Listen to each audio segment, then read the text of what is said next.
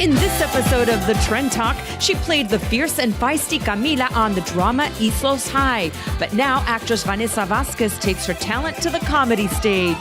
Plus, Danny Mora talks Goliath opposite Billy Bob Thornton on Amazon Prime. And we talk to the creator of Hollywood's go-to guy for autopsies. Yes, you heard it right. All that and more on The Trend Talk.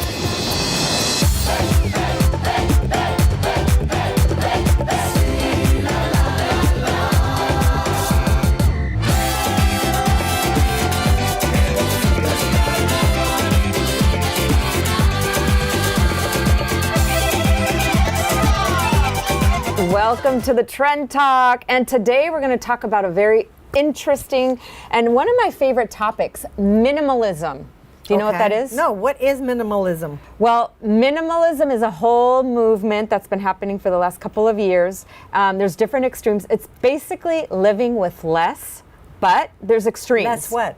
Less stuff, less clutter. But there's extreme, and that's where I was headed. There's some people that are extreme minimalists that literally get rid of almost everything in their house except for like the basic necessities, a bed, a couch, etc. But they get rid of everything, and some of them even get rid of their cars and like just do public transportation or get a bike. Some of them even get rid of their homes. Okay, that's too much for me. I will never be a minimalist. I like to be a maximumist. Maximumist. Some people call those hoarders. Is that you? No, but actually sometimes I do have to spend a lot of time trying to put things away because, so that I would not qualify as a minimalist. No, but you know what? I do like the minimalist movement a lot, and I'm trying because I tend to be a maximumist as well. But it's hard to be a minimalist if you have a family. How do you have a family, you have two children, how do you keep it to a minimum? Well, I don't worry about their stuff because I obviously try not to pile on more and more toys, etc. But like with me, I try. It's very, very hard, especially because we're in a society that's a consumerist society. Right. A capitalist society. Every advertising you see is they're trying to sell, trying to tell you need this to be happy. And the minimalism is the anti-capitalism in the sense that they're like, you don't need anything to make you happy. You just need to find inner joy and only buy things that you truly, truly need and not want. Well, that's pretty like extreme? Not extreme, but it's like, who are you to tell me what I need? Do you know what I mean? It's like, I like stuff around. I mean, first of all, to be a minimalist, it's kind of like, sounds like feng shui. You have to keep everything at a minimum. You have to keep the clutter. That takes a lot of work. It does take a lot of work, but the whole point is to not buy into consumerism and find... Well, I like that part. And it's kind of like also a eco movement where, you know how much materials we're spending on like disposable clothes that you buy and it's cheap, but so you buy a lot of clothes because it's cheap, but then it gets ruined when you wash it, etc. Minimalism, they're like, instead of buying 500 shirts that are $2, buy 1 or 2 good shirts that are maybe a little more expensive. See, now you're talking. Yeah, and I agree with that. Yeah. It is very hard. Yeah. It's literally going against the current. But if you are a minimalist, you save money. You are more eco-friendly. Yes. You're more clear in your head because you don't wake up to a mess and you have less to clean. Yeah, but it's yes. So there's a lot of benefits. Those were good points. I understand that. I'm coming closer to the minimalism. Not that I'm gonna be, because it's really hard to. It is hard. It is very hard. But that makes sense about not buying 5 cheap clothing and buy one really good. Right. And then that'll last you longer, won't tear. I mean, our ancestors, cavemen, were minimalists. Yes. If you look at their homes. So all of a sudden, why do now we have to buy all kinds of things? You know what? Let's get rid of this right now. Let's get rid of everything. Does it just look much better? No, it needs flowers. Hey, get rid of your husbands. Get rid of your boyfriends. Let's just become extreme minimalists. No, I'm just kidding. Well, if you really want to learn a little more about minimalism, Marie Kondo wrote a book that became a New York Times bestseller, The Life-Changing Magic of Tidying Up. I bought it a few years ago. It has changed my life. So, hey, whatever floats your boat. So we have to go to a break. Speaking of minimalism, because we're making this a Maximist segment, we're going to go to a break, but we have an amazing show lined up with Vanessa Vasquez. We have Vidal Herrera, who's the 1-800 autopsy guy, the death guy, and we have Danny Mora as well, right? So don't go away. We have a lot more coming up here on The Trend.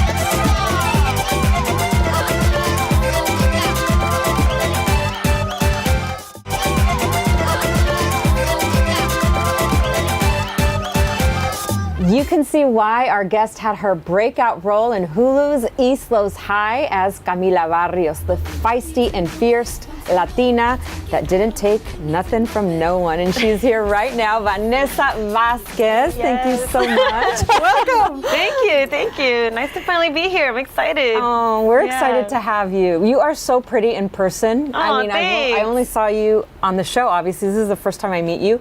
And you're like thinner, prettier. That's not fair. It's because I put on a lot of makeup. They didn't let me put on makeup on the show. But also, you're from Monterrey, Mexico. Your family is from Monterrey, Mexico. Yeah. And they say that the women there, and they are very beautiful. So you're representing and very I'm Mexican. We're all beautiful. Yeah, that's right. Yes. Huh? Yeah. So your role in East, I mean, you've done so much more after, and we'll get to that. But one of the things that your role accomplished, because you played a bisexual Latina, that still is a little taboo subject still in our community. So do fans still reach out to you, or women that are dealing with the same issues as a bisexual Latina, do they still reach out to you? I mean, absolutely. Like, even when I first booked the show, I felt like I had to have a conversation with my family. Like, I'm going to play this role, you know, I'm going to do this and I'm going to do that. Then I found myself like, the fact that I even have to explain what I'm doing, it just tells you where we're at as society, right? That we have to explain our this, you know, the being bisexual, like, bisexuality or LGBT the community, like we have to explain that. And for myself, like, as an actor, if I had to explain it to my parents that I'm playing a role, you know, like imagine people who really have to do it within our culture that, like you said, it's still very difficult for some people to come out. And I have fans, like even when I'm out in public, you know, sometimes they come out to me or they send me messages like, you know, I'm going through the exact same thing that your character was going through. Like they find healing, you know, in that. So it was a really neat thing to experience. And that show was also built around dealing with issues that plague the Latino community or teenagers as a whole, right? Right. Yeah, we had issues of like teen pregnancy, domestic violence. My character went through incest abuse and sexual abuse. Also, we did bullying and God, I don't know how many other things. Brujeria. We talked about that. That show caught on so well, and it just went not just Latinos, but it was across the board that people watched. Right, because you know the stories that we're telling, they're universal stories. You know, yes, we're Latinos playing them, but these same things that we're dealing with, a lot of people else in the world dealing with: love, cheating, you know, pregnancy, you know, all kinds of things. And as a teenager, you dealt with something that the show didn't deal with. You actually, at 16 years old, you traveled to Mexico, I believe, on your own to find your biological father. Yes. Why did you decide to do that, and what came out of it? Well, I mean, I didn't know who my biological father was, and I think when you grow up like that, you have this sense of that like something's missing inside of you, right? You know, or like you don't. There's a part of your identity that you can't really complete. So I really felt like I had to find that other part of me, you know, in a sense. And I was going by myself, but one of my aunts actually ended up going with me because I was all 16, you know, I couldn't really go by myself. But we spent about, I want to say 2 weeks there, and I was messaging and like, not messaging, what was I doing? we were leaving messages in people's homes and like. So you literally didn't know where he lived, you didn't know anything, then you ended up finding him?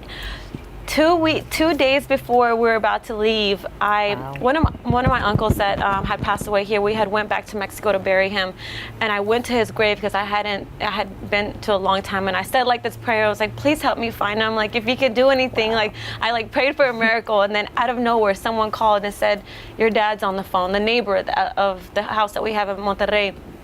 And I was like, oh my God, are you for real? So you know, he gets on the phone, and we decide to meet at a certain place, and how was that when you first met? Well, my dad's like, my dad's very güero, you know, he has like kind of blondish hair and like green eyes. And I was looking at him like, is this my dad? You know, because my mom's more morena. Right. And he was like, where's your green eyes? And I was like, I didn't get that. Well, then that was a journey. Then you decide to come to Hollywood, and within 2 years that you got here, you landed Islos High, which is amazing. Right. But you've gone on from that, and now you've gone on from a hit web series into a new pilot that you're doing, Safe Harbor, right? Well, yes. Well, it's called The Mission now. Oh, it's The Mission. Yeah, it's an ABC pilot that I just booked, and we got to film that in Vancouver. Hopefully it gets picked up. You know, we don't know what's going to happen. It's a police cop. It's a cop drama, and it's about cops and their personal lives. And you play a cop. And I play a cop. Well, that's awesome. Yeah. Yeah. And you definitely have a lot of diverse characters because you played, you know, we talked about your role as a bisexual Latina in Hulu's Islos High, a cop in this. And I also saw you doing stand-up comedy. And you were great. You were funny. Why did you decide to go into stand-up? You know, I just feel like at this moment, it's a really important time for us to tell our stories. You know, like now more than ever, I really do feel like with the whole thing that's happening with Mexican Americans and immigrations and the things that you see on the media, they're trying to portray us a certain way, that we're this or that we're criminals or whatever. And I just feel like now more than ever, we need to tell our stories. And I felt like I wanted to tell my story, you know, from coming from a first generation born. My mom was an immigrant. And I was like, I want to tell my story. And that's like kind of saying it in first person, because are you getting your material from your personal life? Yes. Yeah. I'm pretty much telling my story. So are you going to do more stand-up comedy? Are you going to? That's amazing. Yeah. Well, you got to invite us next time. I will. Please. For sure. Thank you so much, Vanessa. I love your story. For having me. Yeah, and I got chills. You are super so short. funny. You have to come back. I know. Yes, Make sure you follow Vanessa Vasquez on social media so you can follow her journey here in Hollywood and all the success she's having. Don't go away. We have a lot more on the Trend Talk.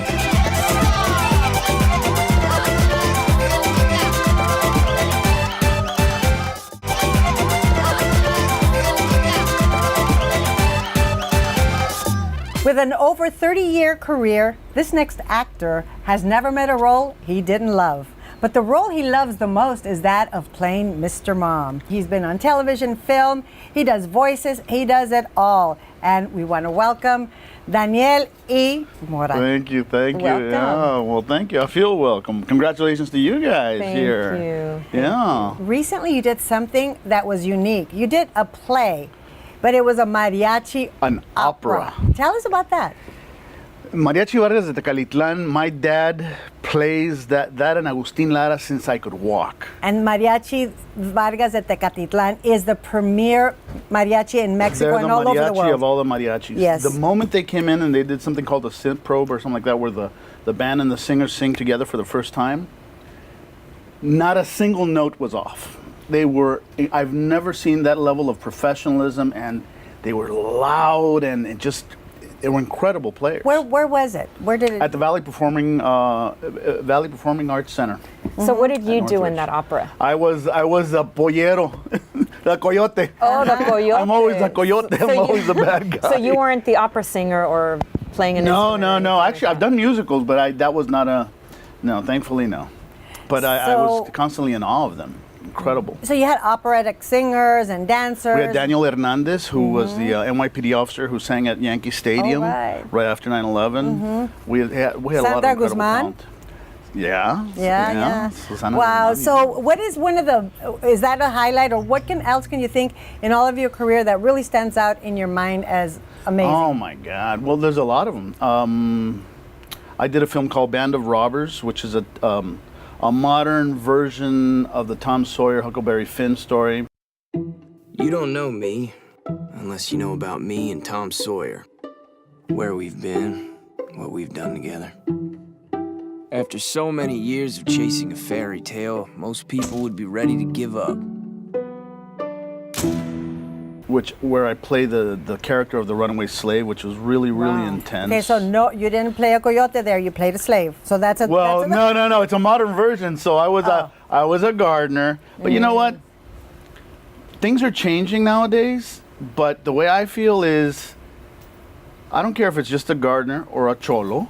I play a cholo in Goliath. Three-dimensional. Three-dimensional. Playing with dignity, because you know what?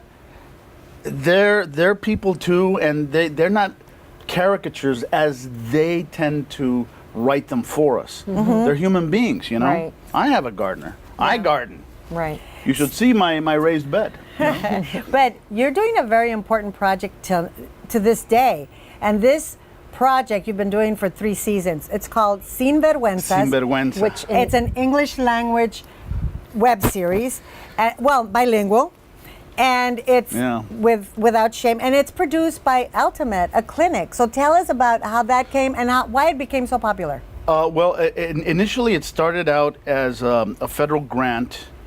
They thought, why not produce something that is more digestible to the Latino community, which is, of course, soap operas. And so they did it, 3 episodes of like 6 minutes. And it's a family, but there's a hidden secret, you know? I started watching it, and it was dealing with issues that you don't talk about in the Latino community, like AIDS. So and one gay. of the family members has AIDS. It's Well, tell I'm the us. sinvergüenza. So you're I'm the shameless your character one. has AIDS. I got my wife infected, and I But got her he's- pregnant. So Oh, now wow. we're worried about the baby being infected. But he has a son, and he was like always getting on him because he was gay. Right. And then Yeah. the father turns out to. Turns out that I'm gay. So is this And an issue? alcoholic. I mean, the fact of being, what do they call it, on the low, on the down low? On the down low. Is that common, you think, in the Latino community? It's very common in very macho communities. Obviously, you know, we are how we are, and it's very common because society won't allow you to just be who you are. As a Right. matter of fact, they launched a campaign 2 weeks Right, ago, right. Free to Be. Be yourself. You know, whatever you are, whomever you are, who cares? Right. And I don't care. You know, when I was a younger actor, I was like, I'm not Well, going to these shows are great because Right. they attack those kinds of prejudice. Right. But I want to also talk about your role in Goliath. Oh, yeah. Okay, so that's a big major. Tell us about that project because that's big. On Amazon Video. Yes. It should be coming out, I think, this next month with Billy Bob Thornton, who, by the way, is a sweetheart. Nicest guy. And I didn't know he's married to a Mexican woman. No. I didn't either. She's half Mexican. Yeah, she's from San Francisco. And the nicest, mellowest So guy what do in you the world. play? I play, Oh, but fíjate, hablando de macho societies. Right. I play the cholo father of this kid who is a straight A student, plays an instrument. I mean, he's a great kid. But because he's not a homeboy like I was, and his brothers that died recently in a shootout, you know, he's not quite a man. Right. So I'm ashamed of him, you know. It's just really twisted priorities. So make sure you watch him on Sin Vergüenzas. You can find him online on Amazon in English and Spanish. and English and Spanish. So thank you so much. We'll be right back. Don't go away because we have more good stuff.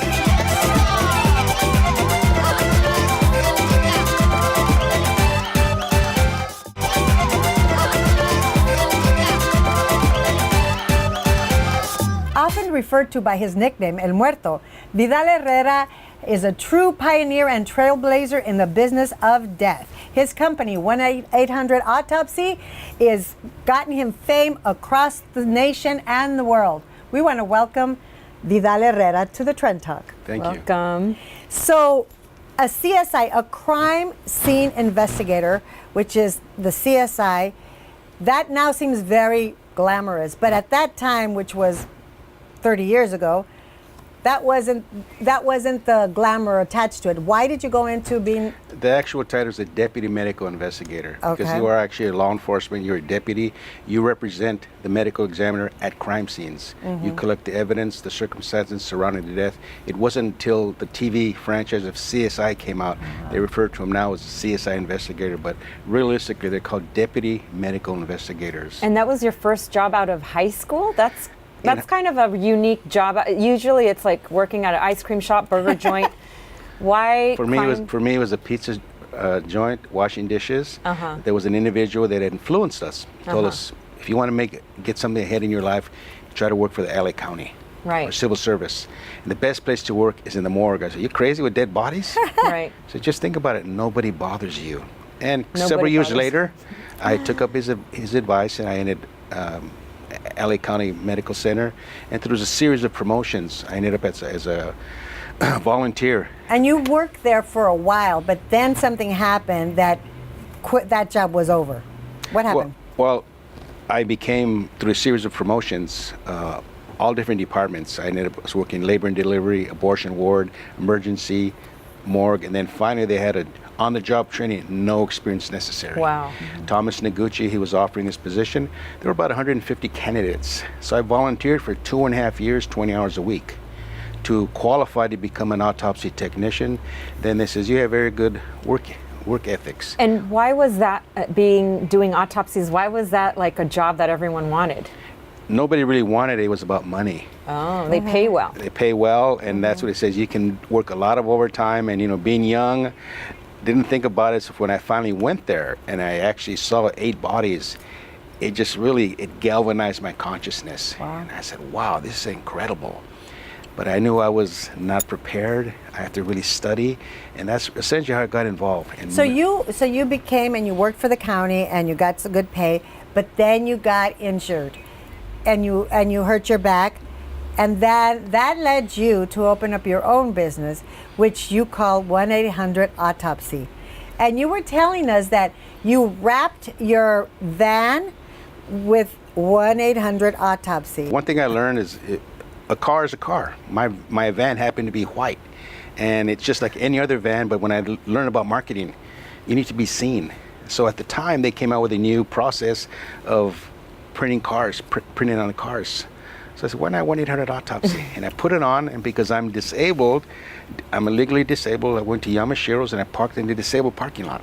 Right. And the manager came, can you please move your car? I said, no, why not? He goes, that's for disabled people. Well, I'm disabled. If you don't move your car, we're going to call the police. So I took out my badge. I am the police. Wow. So we went and sat down, and there was a LA Times reporter sitting behind us listening to this conversation, and he wrote a little tiny blurb the following day, and then Westways magazine called up, and all of a sudden my name was everywhere. On the Daily Mail. Yes. Yeah, Been so interviewed all that's over. how he got the attention of Hollywood. And in Hollywood, you started consulting for some of the top shows, True Blood, CSI, and all that. But you also consult and teach people how to get the job right, like when Will Smith, right? Will Smith, when he came out doing research, how do we remove brains? So Sony Pictures paid for the autopsies. So we demonstrated 2 brains to remove them. And we get that quite frequently from other actors come to us. That movie was Concussion, Concussion, correct. So obviously he needed to know how to do it the right way. So people like you aren't like, hey, that's not the way you do it. Right. But it's so interesting because you're on all of these videos. I mean, 60 Minutes did something on you, 2020, Deadline. And so now you've become this famous person because of that. And you built a cottage industry out of your business. You now have your autopsy, you do the consulting, you have a morgue. Is that what you call it? Morgue? Right, where a morgue, our own laboratory. Yeah, your own laboratory here in Silver Lake, in El Sereno. In East LA. In East LA. Right. And you rent it out? Yes, we have a movie set there that we rent out for a morgue for all the different CSIs, the equipment, and whoever wants to rent it. And I understand that you also create furniture based on caskets. Yes, one thing I learned in prop business, set directors would come, and they, a whole list of, we want this, and this is, how come you don't have any coffins? Yeah. Because Corner doesn't use coffins. So I said, you know what, I better get some coffins. And all of a sudden, our business increased, and then we were at a wrap party for a hostel or Saw is one of those. And they asked you to create some custom furniture. And this, Wow. all this business, all that you've been able to create, you are now featured in a book called Building on Bedrock, where you are featured as an entrepreneur, a successful entrepreneur with a company. And not only that, he is now an author. You're writing with Jimmy Santiago With Jimmy Baca. Baca. Tell us really quick what that story is about, that book that you're writing about. It's actually, the first book is going to be called Vidal, Where Are You? And it's based on an American child that was removed 82 years ago, like they're trying to do right now. American citizens were forced to go to Mexico, and that individual was killed. He was 7 years old. And that was my uncle. Mm-hmm. And I didn't know about this until very recently. Began doing research. It involved President Obama. So this is where we're at right now. I'm trying to exhume his skeletal remains and return him to his mother country. He's got so much going on. So if somebody wants to find out about your book, and then you write another book, and then you have a TV show that is in the works. So you guys, it's in the works right now. It's hush hush. It's in development, they call it, right? Yes. About your life? Yes. And who are they saying might play you? Jay Hernandez. He just got cast in, what is that? Magnum PI. Magnum PI. So everybody, if you want to know more about Vidal and all of his wonderful work, or if you just need an autopsy, call 1-800-AUTOPSY. You never know when you're going to need an autopsy. Exactly. Thank you so much. We will be right back with more of the Trend Talk.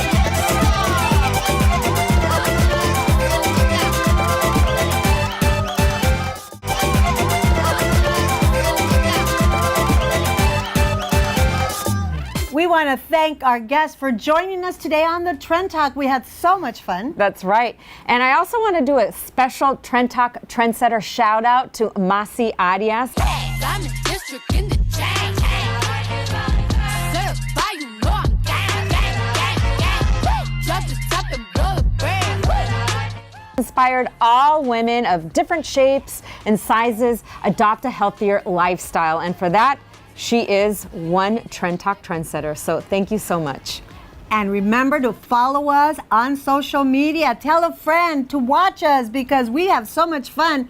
They don't want to miss that. Because, That's right. You know, if it's trending, We're talking!